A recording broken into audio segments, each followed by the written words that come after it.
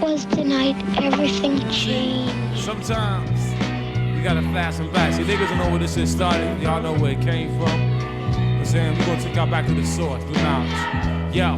When the MCs came, tell about their names and to perform. Some had to snort cocaine to act the same. With the poor heat rocking on down on the mental plane. The spark the brain with the building. Okay, everybody, welcome back to Porkins Great Game, the long-awaited return of Porkins Great Game. As always, I am your co-host, Pierce Redmond, and joining me, as he does every episode, is my good friend, geopolitical analyst, Christoph German. Christoph, how are you? Thanks, Pierce. I'm fine. It's great to be back. Has been a long time since we have recorded our last podcast, and I want to apologize for our long absence. We are trying to get on a more regular schedule in 2018, but I can't make any promises. Yeah, no, and again, I talked about this before. Christoph and I try our best to maintain the monthly schedule, and we're going to try and do that in this coming year in 2018. But again, no promises. But of course, every time we do have a chance to record something, we will. And my apologies too for the delay in getting the episode out. My apologies also that this is probably coming out a little bit later than anticipated. But Christoph and I had some catastrophic recording problems the other day. But everything is good now. The recorder is working.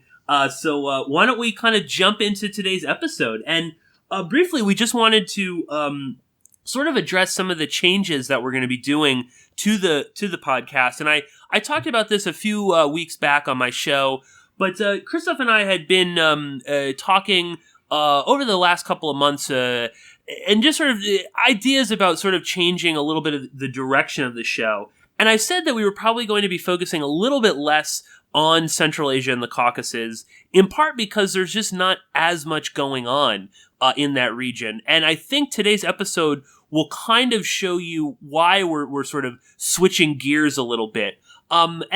Briefly, Christoph, anything you want to say on the sort of change in the direction of the show, why we're doing it?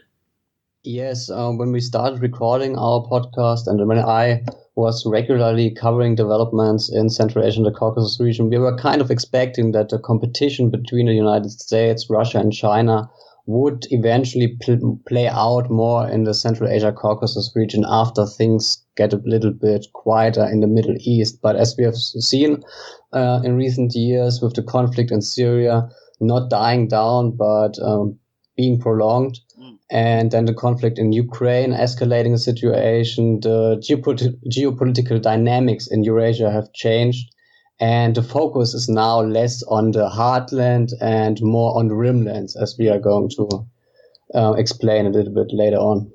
Absolutely, and again, too, don't freak out too much if you're concerned we're not going to be covering Central Asia. We probably will be covering it, and certainly if there's any big developments in Central Asia, the Caucasus, we're going to talk about it. And in fact, there is a story that we'll be covering later on in this episode that is sort of indirectly related to the Caucasus, but as you said, you just mentioned there, Christoph, this the stuff moving away from the heartland and into the rimland, and that sort of brings us to our first segment in today's show, and we're going to be talking about a very fascinating book that you recommended to me, and I read up as much as I could of the book, and this is The Unquiet Frontier, and this is written by Wess Mitchell and Jakub Grygiel.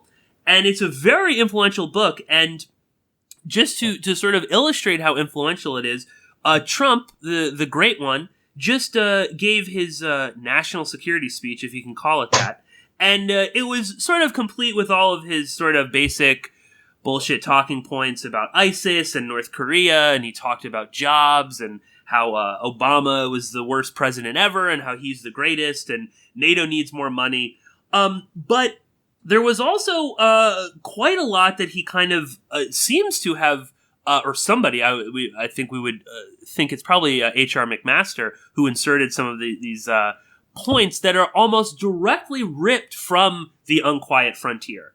And this is very important, and I think this is sort of a new change in terms of foreign policy and all of that. So we're going to get into that. But quickly, who is A. Wess Mitchell? Because I'm assuming most people probably don't know who he is. Well, he is the current Assistant Secretary of State for European and Eurasian Affairs. This is the position that was most recently held by Victoria Nuland. So this should, illustrate how important this position is. And he was appointed by Trump to very little fanfare, which is unsurprising, given how little Trump cares about foreign policy or the State Department. And he is well respected, Aaron Wess Mitchell. He's well respected in the foreign policy community, even though he doesn't have too much experience in government or really academic experience. He does have a BA in history and political science from Texas Tech. He has a master's in German and European studies from George Washington School of Foreign Service. And he also has a PhD from the Free University of Berlin. From about 2004, he worked at the Center for European Policy Analysis, or CEPA, where he went from Director of Research to eventually President and CEO. And for people who don't know, CEPA is a very hawkish think tank, very hawkish, especially when it comes to like Russia. Very NATO-friendly, they lobby for stronger militaristic foreign policy in Europe, particularly Central and Eastern Europe. They've become more sort of like widely spoken about in the mainstream media. We'll get to that in a little bit. But CEPA is also, just so you have an idea of their stance or their bias in the world, is funded in large part by Lawrence E. Hirsch, who's a big-time GOP donor, big millionaire. It might even be a billionaire, I'm not sure. And it's also funded in large part by the National Endowment for Democracy, aka the CIA, the U.S. mission to NATO, the Department of Defense, the Department of State, and of course, just for good measure, it gets a lot of money from Lockheed Martin, Raytheon, Bell Helicopters, BAE Systems, Texatron Systems, and of course, Chevron. And that's just to name a few. And we'll link up to CEPA's website, and you can check out where some of their other funding comes. But as I said, in the past few months, CEPA has become more sort of quoted in the mainstream media or in the media in general. Faithful listeners will, of course, know of Brian Whitmore, who's the host of the Power Vertical podcast on RFERL. He's had several CEPA analysts on in the past couple of months. He's always talking about CEPA and quoting from their papers and stuff. And A. Wess Mitchell and CEPA, through a Pentagon contract, produced a report in 2015 calling for more NATO troops and, quote, pre-positioned equipment in Poland, Lithuania, Estonia, and Latvia to protect them from Russia. He also, so again, this is the sort of ideas that CEPA puts out there. He also worked for Mitt Romney's National Security Transition Team in the 2012 election. And from 2013 to 2016, Mitchell chaired the Europe Working Group for the John Hay Initiative, which is a very neoconservative foreign policy group.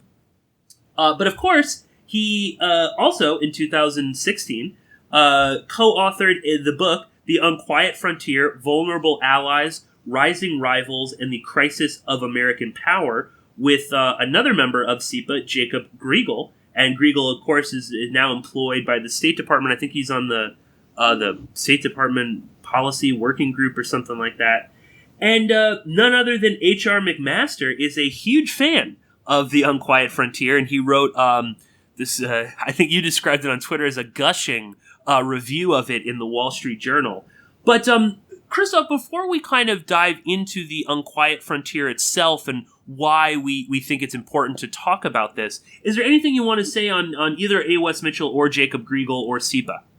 Yes, when you read CEPA reports or Mitchell's or Grygiel's work in general, there are always two things that stand out. First, the arms advertising, which is hardly surprising given CEPA's close ties to the world's largest weapons manufacturers.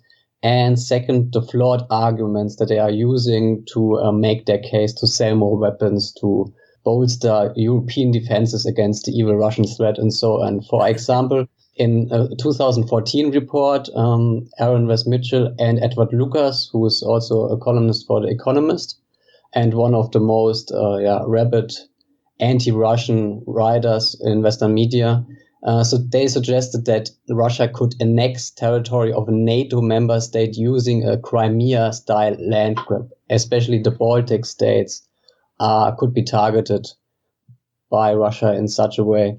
And this argument is often used by Mitchell, Grygiel, and other SIPA employees, but it's a complete nonsense because Russia seized Crimea by traditional military means in a operation which was only possible due to the unique history, timing, and military assets in place. For example, Russia's naval base in Sevastopol played an important role, as well as the regime change in Kiev, public opinion in Crimea, and the close historical, linguistic, and cultural ties between Russia and Crimea.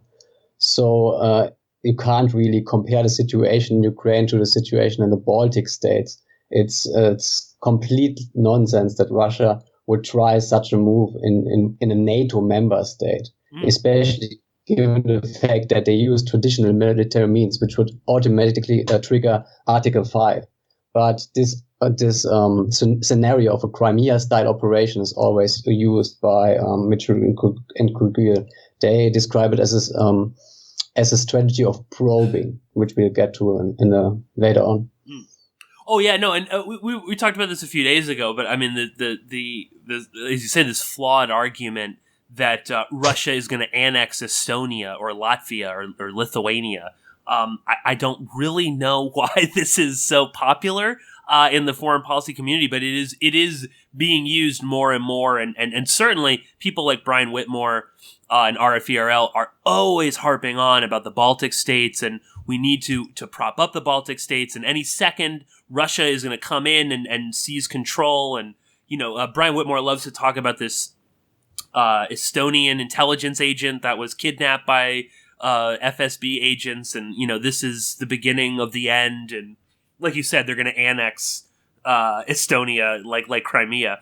Moving on a little bit, let's get into the Unquiet Frontier itself. And like I said, this was I'm glad, Christoph, that you recommended this book to me. And unlike you, I didn't read all of it, but I read the probably the most sort of important aspects and parts of the book, and what will really kind of give you this sort of general thrust of what this is. But they talk a lot about the sort of traditional front lines of U.S. security, the alliances that we hold with these various countries against Russia, Iran, and China, and to a lesser extent North Korea. But, it talks about East Asia. We have South Korea, Taiwan, Singapore, Thailand, the Philippines, Japan, Australia. In the Middle East, we have Israel, Kuwait, Bahrain, Qatar, Saudi Arabia, and the UAE. And then in Eastern and Central Europe, we have the Baltic states, Estonia, Latvia, Lithuania, and also Poland, the Czech Republic, Slovakia, Hungary, Romania, and Bulgaria. And this, to them, are the most sort of important aspects of U.S. foreign policy, is maintaining and propping up these alliances. And this is nothing all that new, I guess, is one of the big takeaways, but we are now beginning to see this really kind of come to the forefront. And it's interesting, too, they talk about how all these countries are mostly democracies. So I guess they're sort of excluding nearly half of them there. They also say they're all free market. They're part of the Bretton Woods framework. There are very important maritime choke points amongst all of these. And Mitchell and Grygiel are really kind of big on the maritime areas, and that again, their thrust is that the U.S. needs to maintain global political and economic order around the world, and that everyone sort of has to fall in line to their goals and whatnot. And that, this is what's so important for U.S. security around the world. And they also sort of dislike the arguments that these alliances are too costly, that financially and strategically they're not worth it. And they say that these allies are the glue of the U.S.-led global order, and that in Asia, these alliances have led to spread of economic growth. In the Middle East, this has maintained the stability of global energy markets, which are good for the U.S. And in Eastern and Central Europe, these alliances have stopped World War III. So again, this sort of specter of Russia starting World War III because it's going to invade Lithuania or something. But another big aspect of this, and I want to get your take on this in a moment, is the concept of the global Rimland. And this, they sort of take this a bit from Nicholas Speakman, who was he's the godfather of the containment theory. And he was a professor of international relations at Yale, and he was big on U.S. naval power, and he was quite active in the 1930s. And Speakman's Rimland was basically all of Europe, the Middle East, and mainland Asia. And this was all pointed against the Soviet Union. And this is a big part of the Unquiet Frontier, of their thesis. And they're constantly talking about quote-unquote revisionist powers, so China, Iran, and Russia, and that they are beginning to exert more and more power and influence in the global Rimland. And they're disrupting the U.S.'s global grip on the world economy and military strength. And that the perception that America is on the decline is really bad because these allies are now looking towards revisionist powers for support.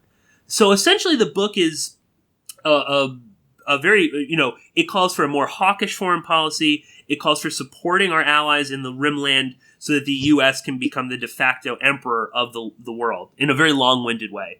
And Christoph, I guess, like I said, this is nothing all that new. I would, this has been around for a while.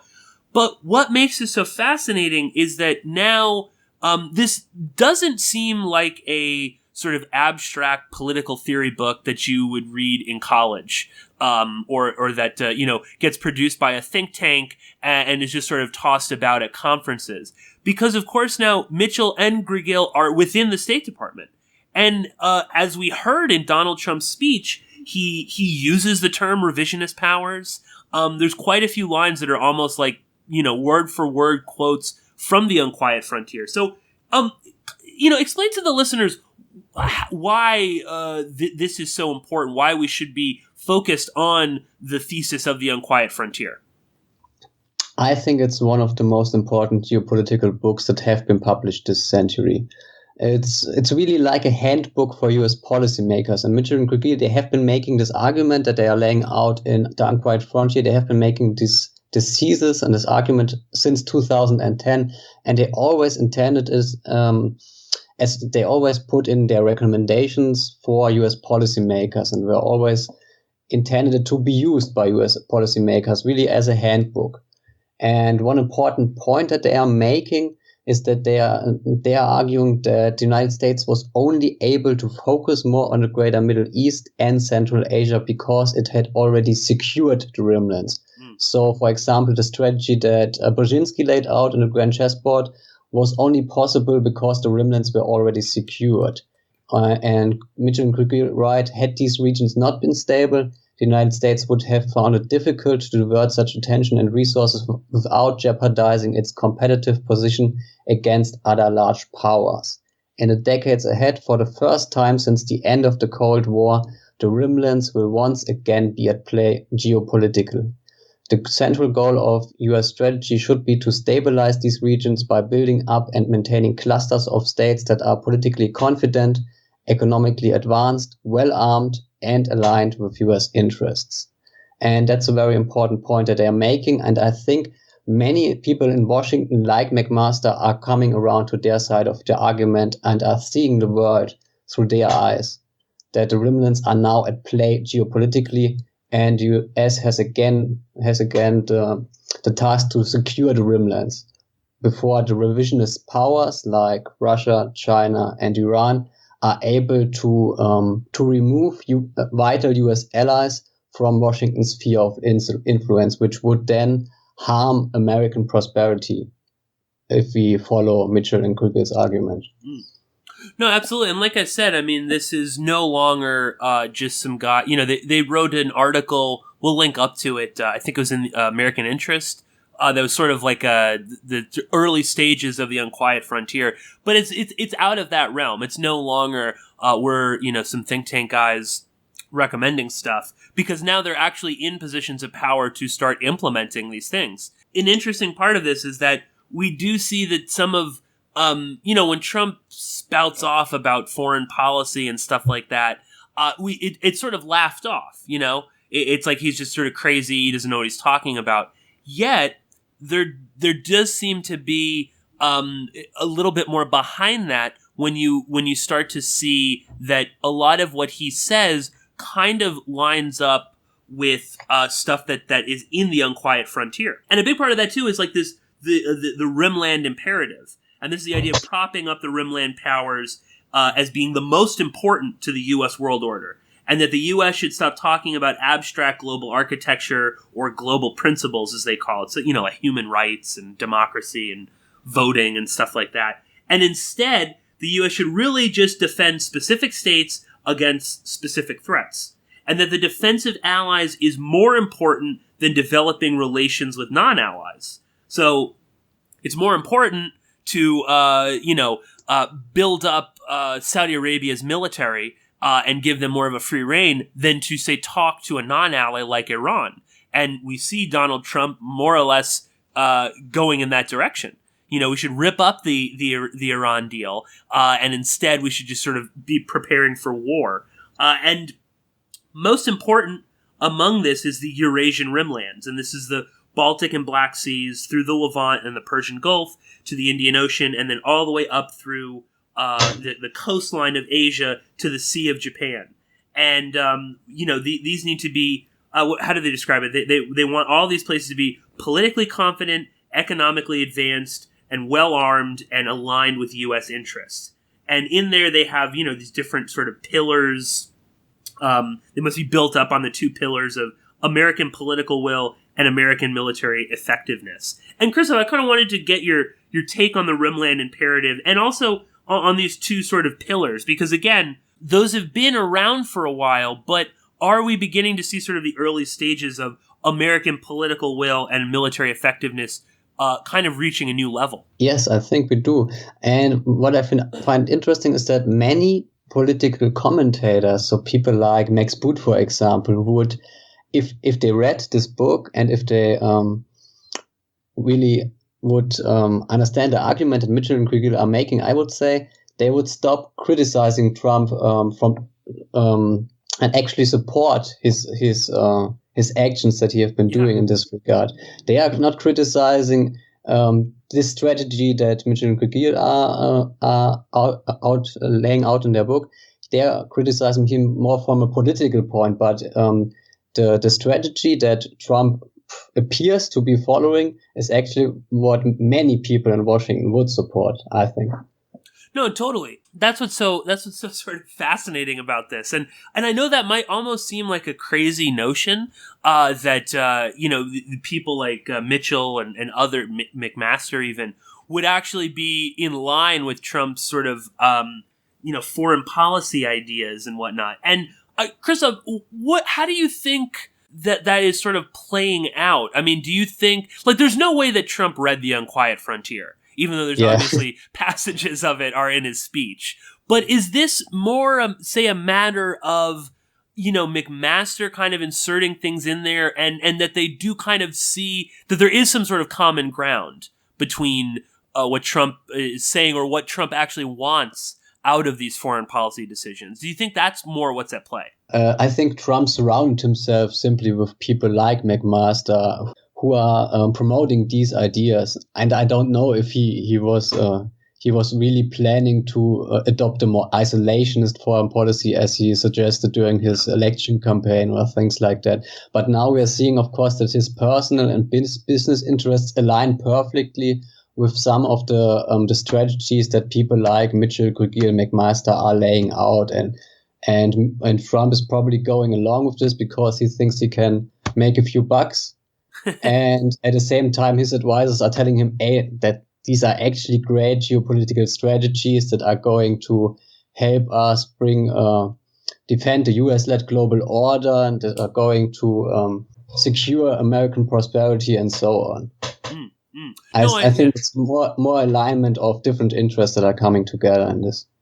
Totally, and I think that's of course when things get scary is when you start to see an alignment like that, where again, Trump may not really care about, I don't know, what's going on in Estonia, but if there's a business interest there for him, if there's money to be made by Trump cozying up to, say, Saudi Arabia, which he definitely has, then that totally falls in line with the stuff that McMaster and Mitchell and others are pushing as well. And I do think that's what we're seeing here. And that when Trump's North Korea rhetoric on its face seems insane. And like you said, people like Max Boot and other political commentators are attacking him for this sort of crazy language. Yet they totally support that in so many ways. And the stuff that's laid out by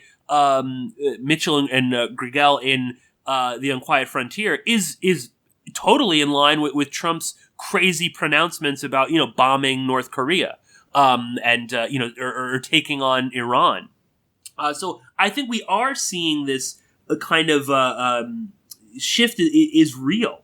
It's like they talk about empowering resistors like Japan, South Korea, Poland, and that also kind of fits in line with some of the stuff that Trump said. Like when he was in Japan, Trump wasn't he was going on and on about you got to buy more American missiles or something like that.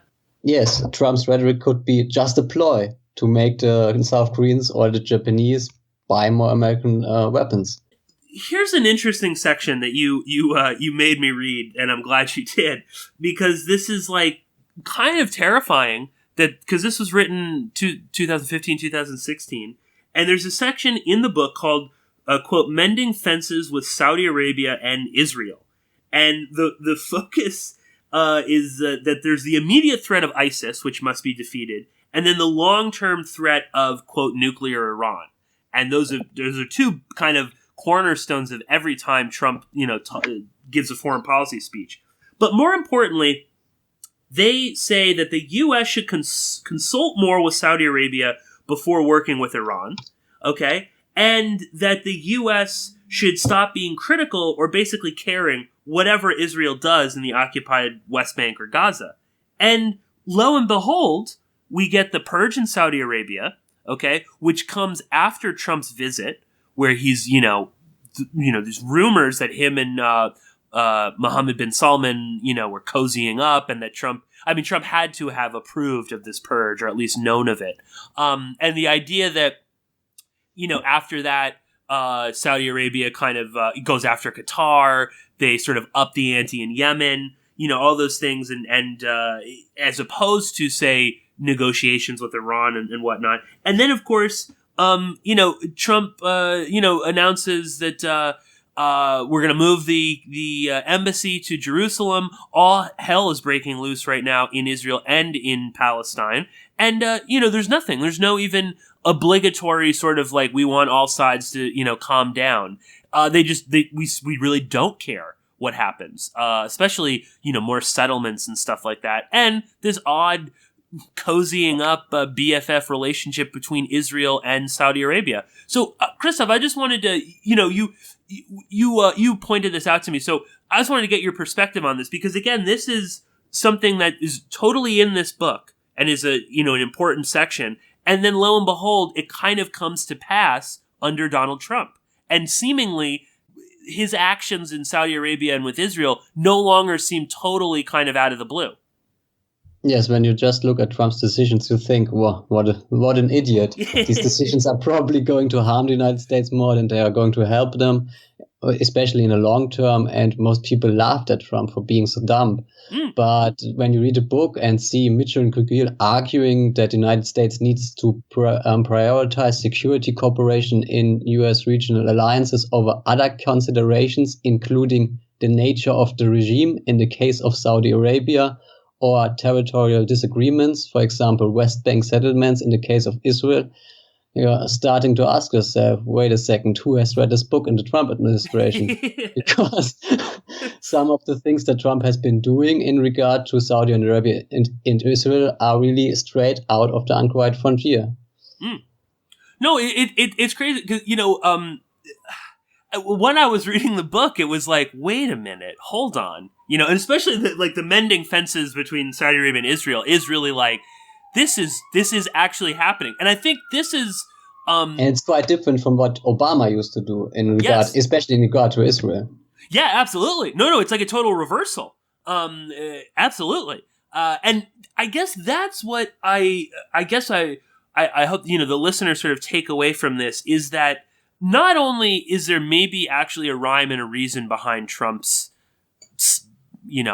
pronouncements about foreign policy. And this isn't to say that he is I don't think he really cares one way or the other. Like you said, Christoph, I think they tell him, there's dollar signs in his eyes. If you do this, it's going to benefit your family's business. And that's what you really care. You don't really care about being president, or making America great again, or helping the little guy out.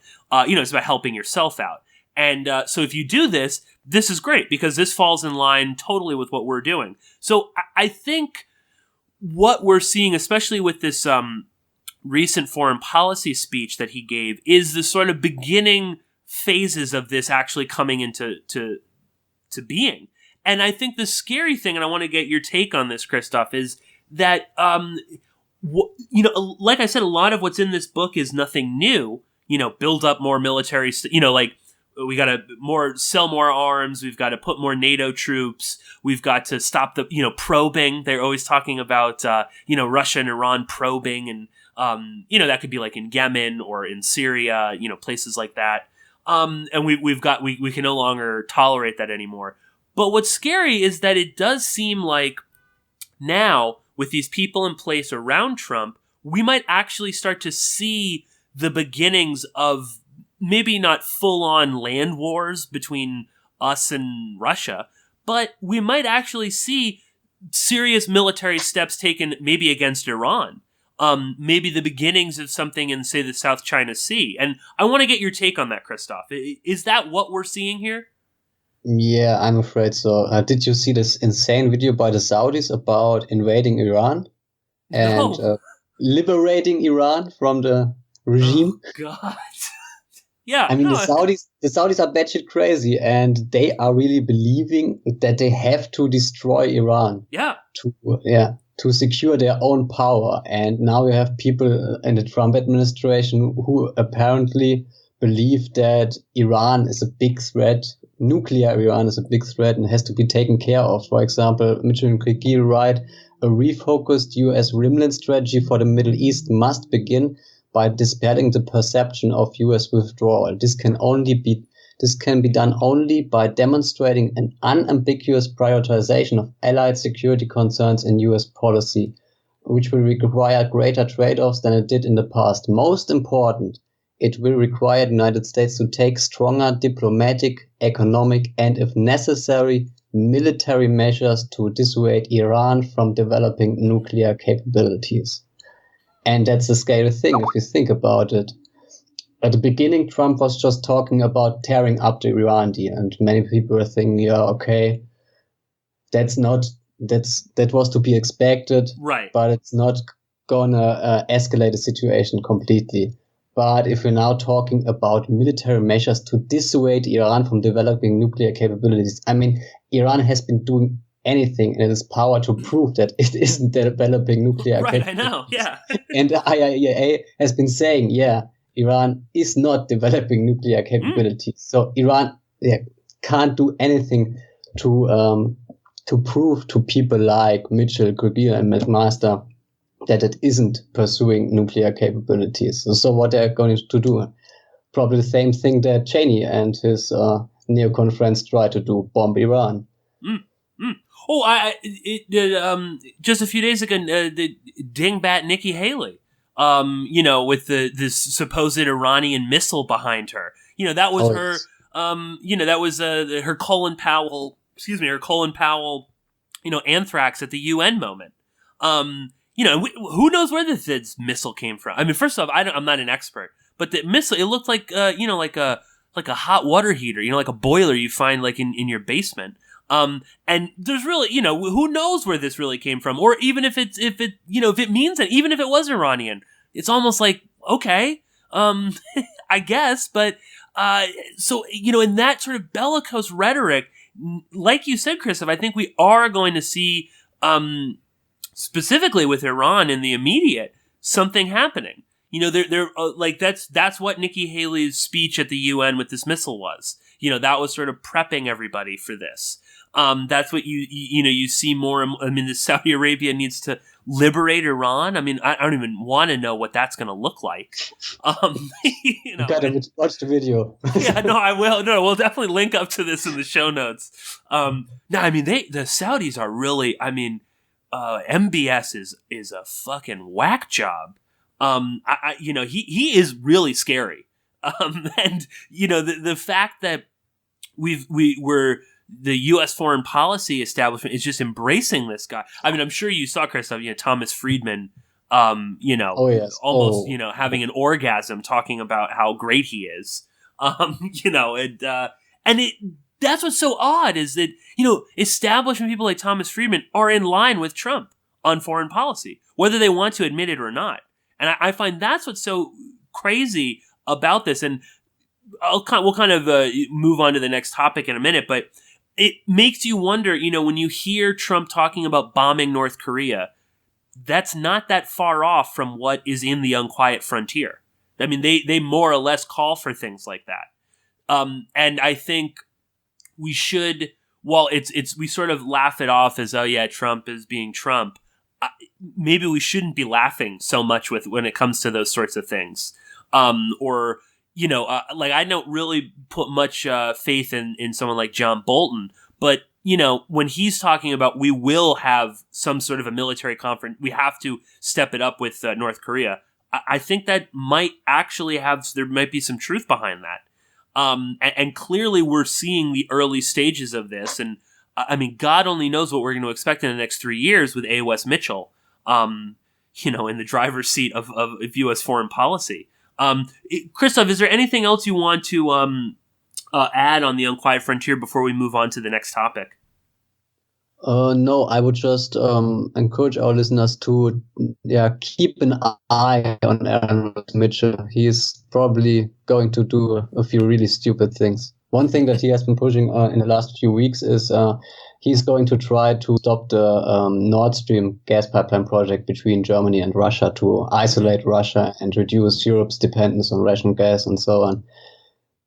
That's not going to start a war in Europe, but no, it's not going to help.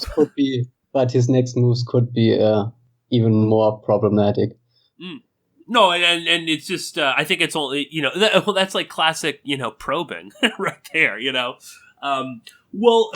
Moving on and sort of sticking in Europe, and again at the beginning of the show, Christoph, I mean we talked or you mentioned how conflicts are sort of the conflict in Syria hasn't quite gone away the way that we predicted it might or other people have, and the same in Ukraine. And of course, I think it's fitting that we shift gears to Ukraine because there's been quite a lot going on there. And of course, this is a direct legacy of the former Assistant Secretary of State for European and Eurasian Affairs, Victoria Nuland, who was instrumental in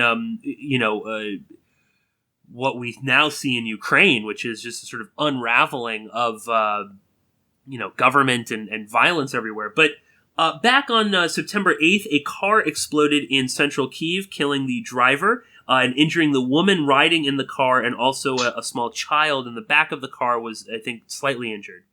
Shortly thereafter, the driver was identified as Timur Makauri, an ethnic Chechen who fought against Russian-backed fighters in eastern Ukraine, and he also fought in Chechnya at the beginning of the war in the early 2000s, and then he fled to neighboring Georgia, where, of course, he settled in the Pansky Gorge, which is a well-known destination for jihadi fighters and Islamic terror groups of all sorts. This is, we've talked many times about this region. He then received Georgian citizenship under President Saakashvili, who we'll mention later, and then began working for the Georgian Special Forces, just like our favorite ginger jihadi, Omar al-Shishani. He and his direct boss at the time was the Deputy Interior Minister, Georgy Lorkapanzi. I know I'm butchering that. I'll wait for Christoph to pronounce it properly. And he was also went on to be the head of the regional police in Odessa when good old Saakashvili became the governor there.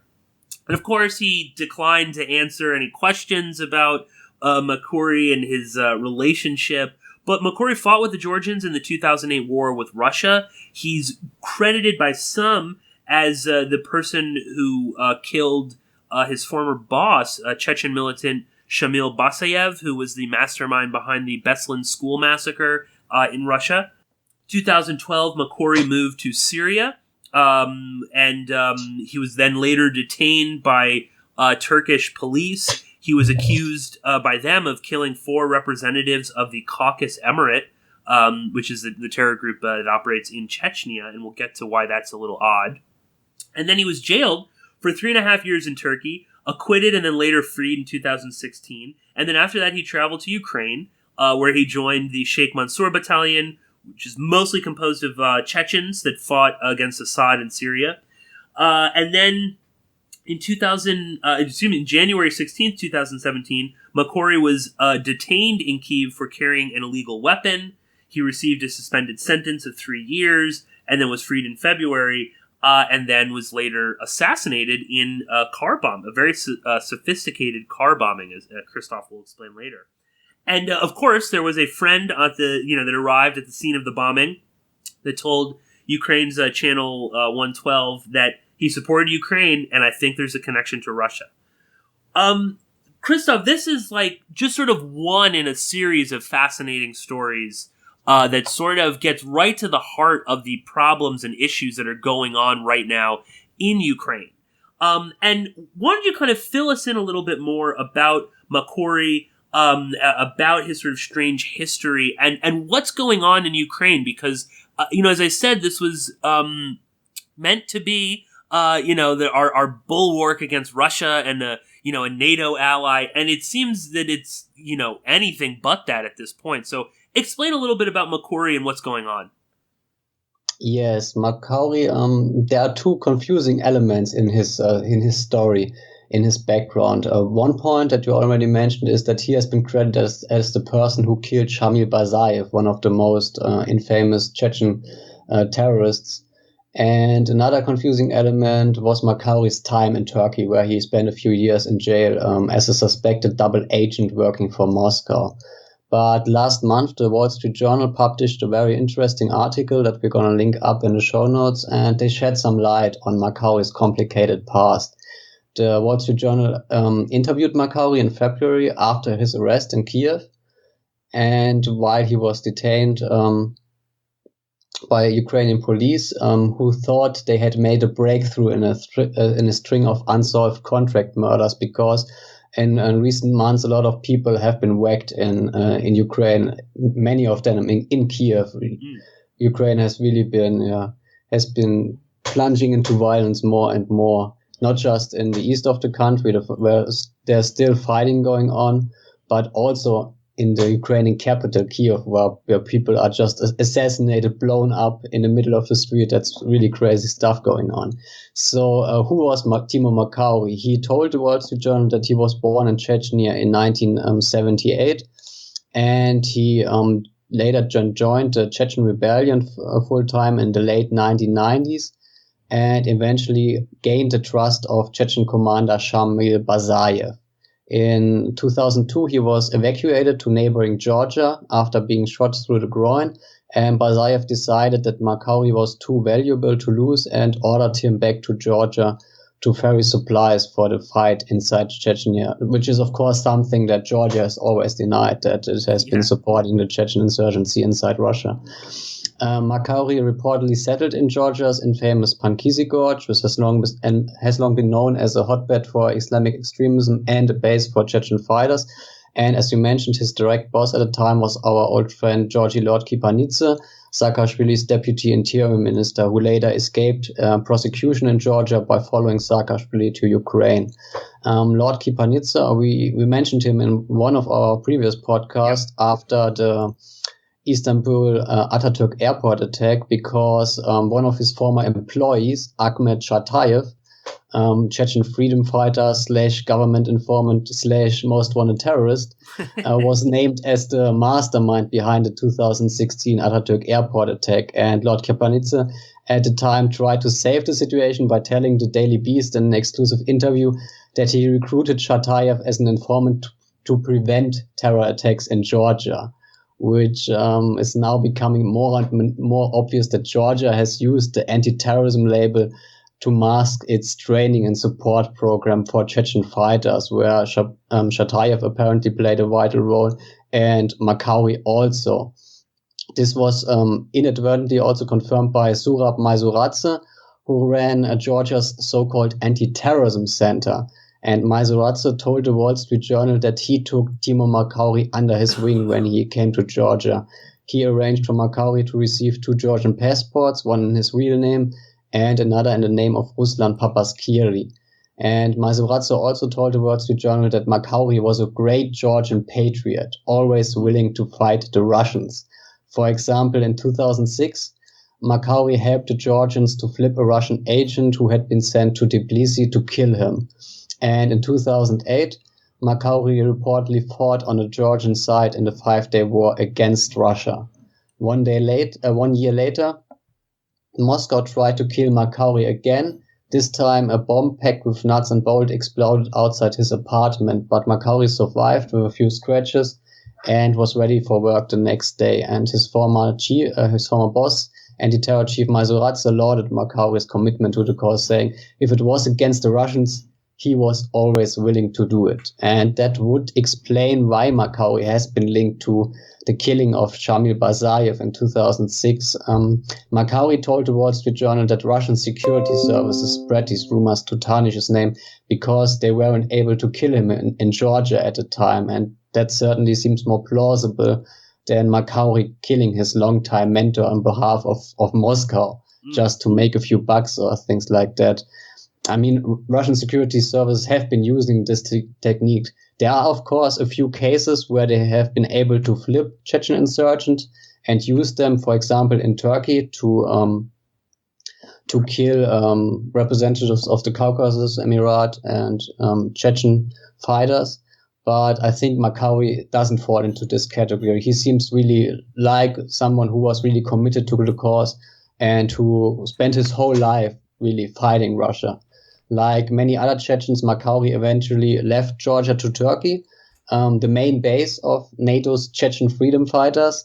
And in 2012, he spent some time in Syria training NATO's Syrian freedom fighters. But after returning to Turkey, he was arrested as he was passing through passport control in Istanbul airport. And Turkish authorities accused him of working as a double agent and organizing the assassination of several Chechens, including his friend Musa Atayev, who was also known as Ali Ozayev, a very prominent representative of the Caucasus Emirate.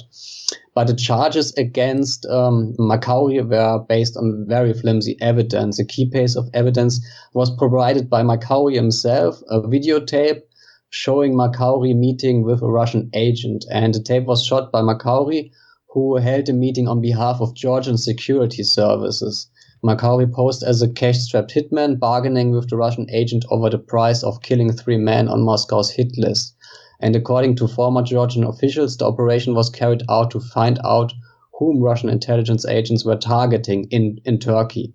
And Makawi said he wore the concealed camera to leave a record behind in case things go wrong. Nevertheless, Turkish prosecutors, for whatever reason, used the videotape to argue that Makawi was really working as a double agent. But given lack of evidence, Makawi wasn't convicted, but he wasn't released either, and they held him in jail where he spent around 4 years, more than 3 years, before he was eventually acquitted on lack of evidence. And after his release, he moved to Turkey, where he continued his fight against Russia before he was eventually blown up in the middle of Kiev. And another interesting thing about the bomb, Makawi was apparently sitting in the passenger seat, and the bomb was placed in the armrest of the passenger seat. So Makawi had coffee at a cafe in the center of Kiev, and he had been suspicious and very paranoid in the months before. He suspected that Russian agents were looking for him in Ukraine, And he became very cautious, never telling friends by phone where he was or where precisely he would arrive anywhere. But then on September 8, he accepted a ride home from a friend who was driving her daughter home. And then the bomb, which was apparently, according to Ukrainian police, placed in the armrest several weeks before and was a very sophisticated operation, exploded and immediately killed Makauri. The bomb was designed so that the blast would be directed against the passenger, and the woman driving the car was injured but survived the attack, and her daughter in the back seat barely had a few scratches. So this was a very sophisticated operation. I would say Russian fingerprints all over it, especially given the fact that Makauri's killing was not the only assassination of a prominent Chechen fighter in Ukraine in recent weeks. Oh, and was Adam Osmayev was targeted recently, and he was again part of one of these Chechen freedom fighter outfits that fight against Russian-backed troops and fighters in Ukraine. Yeah, and his wife was killed in the attack. Yeah. Yes, that's right. Right. Yeah. I mean, Christoph, this is a fascinating story, in a lot of levels. And like I said earlier, it really just kind of illustrates what's going on in Ukraine. And I mean, you just beautifully painted a picture of the sort of insanity that's going on there. This sort of almost, like lawlessness. I mean, where you've got car bombs, and this is in Kyiv. This is not in like eastern Ukraine or some sort of rural area or a small town. I mean, this is in the center of a massive city, and you've got car bombings going off. I mean, the Wall Street Journal article, which is quite good, we'll link up to. I mean, it's called "Requiem for a Hitman." It paints this picture again that Ukraine has become this sort of hotspot for assassins and criminal, people and organizations and militants from Chechnya and other places. And it's sort of like a spy versus spy. People are getting bumped off left and right. And I mean, how should we be viewing this in the context of everything else that's going on with Ukraine? I mean, for instance, Ukraine doesn't feature all that prominently in the Unquiet Frontier. But it is certainly part of this, Eurasian Rimland area. Are we seeing Ukraine more or less just sort of unravel at the seams? Or are we going to see something happening there in the near future? Yes. If you look at the situation, just imagine 5 years ago, people being blown up in Kiev. Wouldn't have been imaginable. Yeah, Ukraine is of course part of this Baltic to Black Sea frontier that's very, very important for Washington. And I think when they toppled the government or supported the coup against the Yanukovych government, they were probably expecting a different outcome. They didn't expect Russia to react by seizing Crimea and being able to sustain the insurgency in eastern Ukraine the way they have been able to do it. They were probably expecting at least that they would be able to crush the rebellion in eastern Ukraine and at least secure this part of Ukrainian territory so that Ukraine could eventually become a NATO member. But that isn't possible as long as Kiev doesn't control all of its territory, of all of the Ukrainian territory. So that's a thing that many people in Washington and Brussels probably didn't expect when they decided to support the coup against Yanukovych. But a weak Ukraine in Washington's sphere of influence is always better than any Ukraine in Moscow's sphere of influence from Washington's point of view. So if the conflict is going to continue like it's been going on in the last few years, that's not too bad from Washington's point of view. And people like Mitchell have already showed what their strategy is going to look like. Mitchell was meeting with Poroshenko, I think, last month, and said he wants to raise the cost of Russian aggression, which means sell more weapons to Ukraine, bolster Ukrainian defensive and offensive capabilities against Russia, and just keep the conflict going. That seems to be the strategy at this point.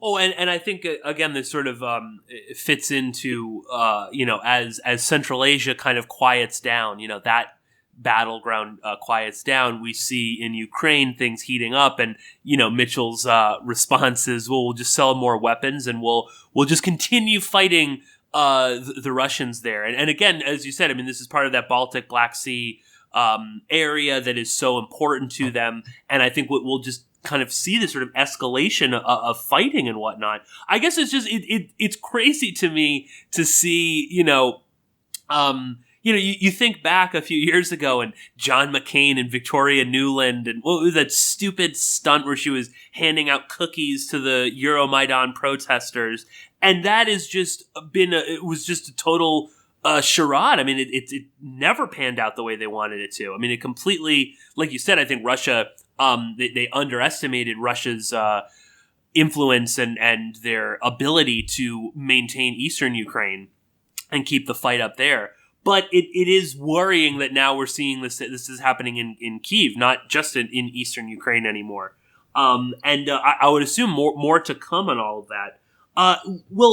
And shifting gears, but keeping within Ukraine, we have our final segment, which I think will illustrate even more so how much Ukraine is sort of falling apart, and I think why it's going to be important in the near future. It's going to be a place that we're suddenly involved in again, and there are going to be articles and stuff and nonstop coverage.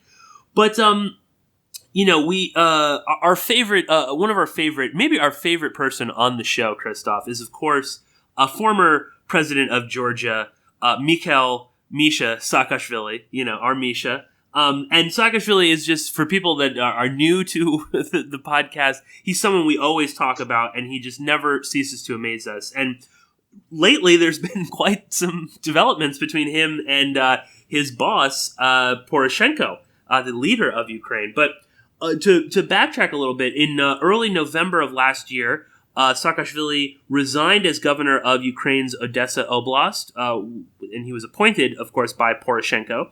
And in classic Saakashvili fashion, he held a big outdoor news conference attacking Poroshenko and Poroshenko's unwillingness to implement reforms. And this is why Saakashvili had to resign. He couldn't handle it. And he said that there was really no difference between Poroshenko and Yanukovych. Now, Saakashvili also told his followers that he would be staying in Ukraine and continuing the political crusade that he had begun, against evil corruption in Poroshenko. And at this point, Saakashvili had already become a bit of a thorn in the side of Poroshenko. And rather than kind of, maybe following Poroshenko's orders or simply just kind of minding his own business and enjoying, lovely Odessa, he would launch into these tirades against pretty much everyone within the government. Saakashvili always has to be the center of attention. There's an amazing video we'll link up to with him arguing with the Interior Minister Arsen Avakov. And I don't speak Ukrainian or Russian, but it's a pretty heated argument back and forth. And then Avakov ends up chucking a glass of water at Saakashvili. And, you can see in the background of all of this, Poroshenko just puts his head in his hands and starts shaking it back and forth like, oh my God, what the fuck is going on? And this was like a televised cabinet meeting, and this is how it devolves. And then in July of 2017, Poroshenko actually stripped Saakashvili of Ukrainian citizenship, thus making him a stateless individual, and definitely put a stop to his political ambitions. And then, even stranger, September 2017, he after he went into Poland to give a speech, he barged past Ukrainian border guards that were trying to stop him. And him and his supporters, they just sort of, pushed through, and he re-entered into Ukraine. But this all culminates in Christoph and I, our early Christmas present, which on December 4th, Saakashvili was arrested by Ukrainian police in his apartment in Kyiv, and it was on suspicion of him assisting a criminal organization and that was led by Yanukovych. He's basically accused of working with Yanukovych.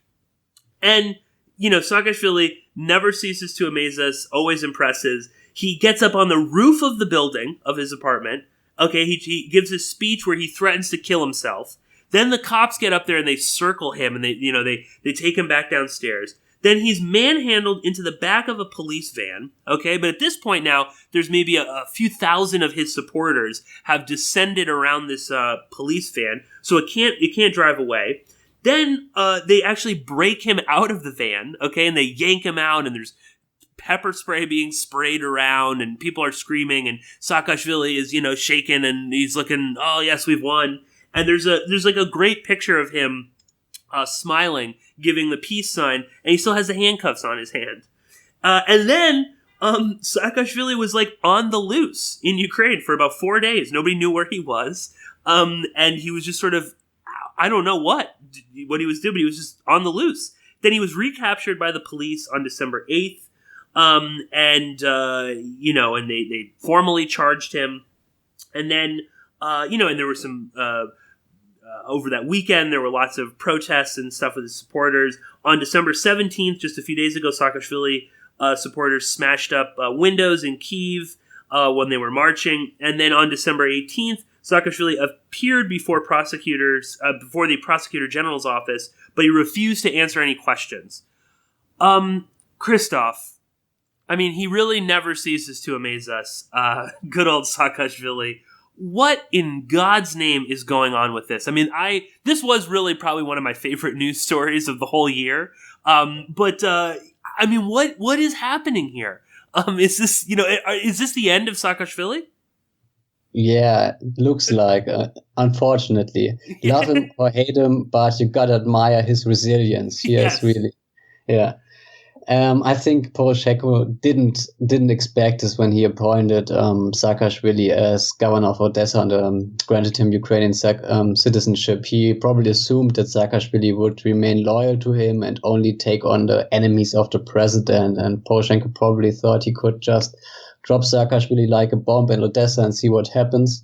But Saakashvili was more interested in maintaining his reputation as a fearless crusader against corruption than in remaining loyal to Poroshenko. So he eventually turned against Poroshenko, and this whole Poroshenko versus Saakashvili saga has just reached a new level of crazy this month.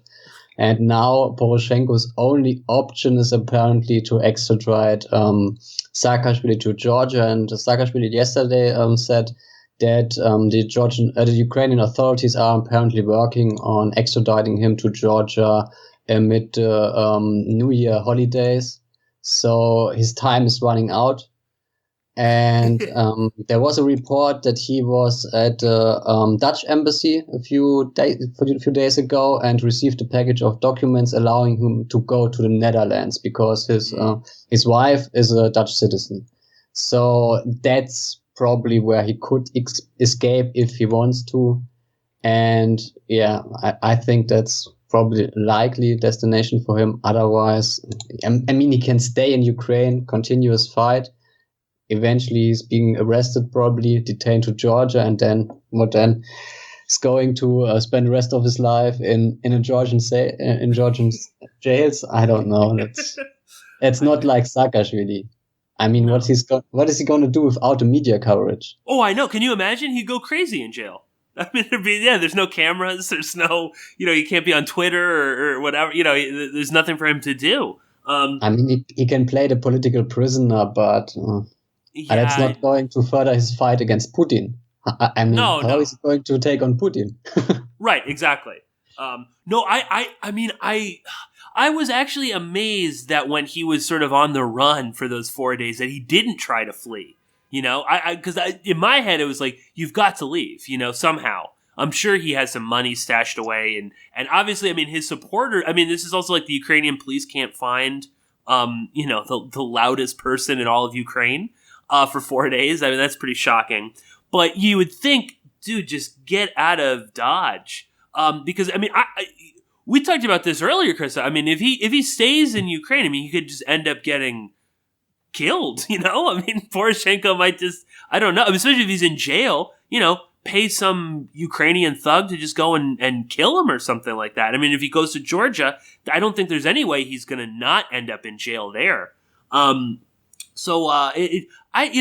I said, though, it's kind of sad, you know, I mean, like how the mighty have fallen. And I'll be kind of bummed out if he just ends up in jail or something like that. Because I mean, he's the gift that keeps on giving. And there's, like you said, you kind of have to admire his resilience, with all of this. I guess, Christoph, just to quickly, before we kind of wrap it up here, just on Saakashvili, I mean, what do you, just sort of summing it up, I mean, what do you make of this? I mean, this was a guy who at one point, I mean, was the darling of the CIA and NATO and the State Department. People like, RFERL were always sort of gushing about him. I mean, this is the guy that supposedly cleaned up Georgia. You know, that's how that was his legacy, is he fixed the corruption. He fought the Russians in 2008. And now to see him, just sort of fall to this, I don't know, it's almost this like tragic, pathetic figure. What do you make of that? I think it shows two things. One, the Saakashvili case in itself shows how far these important, vital U.S. allies can fall if they're no longer needed. If you no longer need them, you can just depose them, I don't know, send them to Ukraine, a new conflict where they can be used to rally the masses on Euromaidan, afterwards drop them into the desert, see what happens, and then deport them back to Georgia where they came from. I mean, that's one thing. And another thing, I think that Saakashvili has so much support in Ukraine really shows also how disillusioned many people are with the Western-backed Poroshenko government, which Poroshenko is just as corrupt as all the other guys, Yanukovych and so on. So nothing has changed in Ukraine for the better.